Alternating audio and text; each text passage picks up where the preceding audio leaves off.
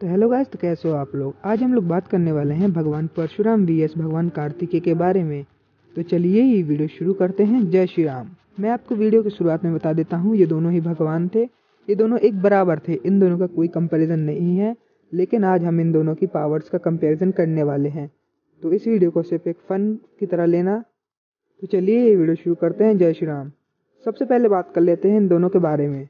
तो भगवान परशुराम स्वयं भगवान विष्णु के छठे अवतार थे और भगवान कार्तिकेय भगवान शिव और माता आदि पराशक्ति की शक्तियों से निर्मित हुए थे। तो अब हम इन दोनों का कंपैरिजन करते हैं।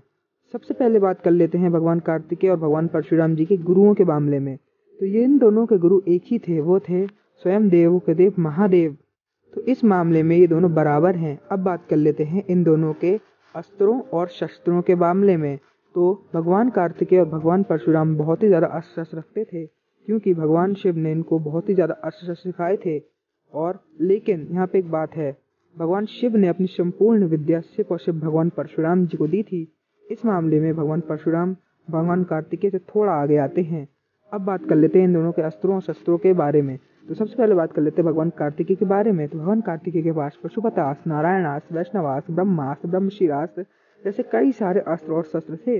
भगवान परशुराम जी की बात की जाए तो भगवान परशुराम जी के पास भार्गवास्त्र, ब्रह्मास्त्र, ब्रह्मशिरास्त्र, नारायणास्त्र, पशुपतास्त्र, वैष्णवास्त्र जैसे कई सारे दिव्यास्त्र थे। माना जाता है भगवान परशुराम जी के पास भगवान शिव शंकर के सभी दिव्यास्त्र थे। अस्त्रों और शस्त्रों के मामले में बात की जाए तो इसमें भगवान परशुराम भगवान कार्तिकेय से थोड़ा आगे हैं।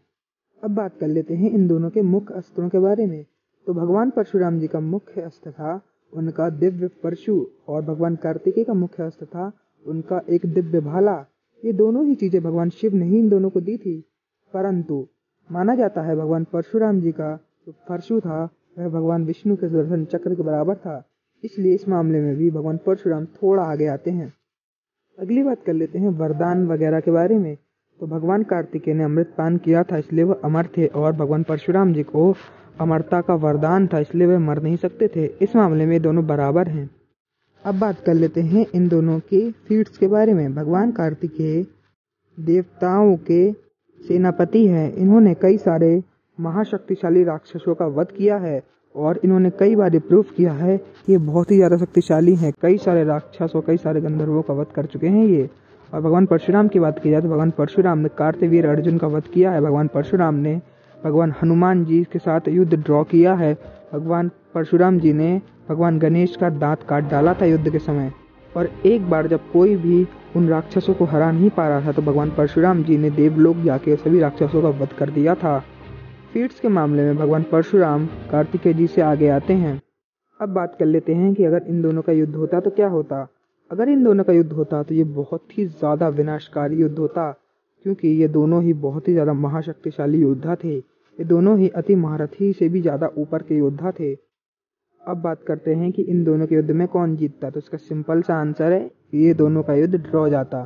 भले ही भगवान परशुराम थोड़ी थोड़ी चीज़ों में भगवान कार्तिकेय से आगे आ रहे थे, लेकिन जब बात आ जाती है दो भगवानों के युद्ध के बारे में तो उसमें हमेशा ही ड्रॉ ही होता है, क्योंकि भगवान परशुराम भी हराए नहीं जा सकते थे और भगवान कार्तिकेय भी हराए नहीं जा सकते थे।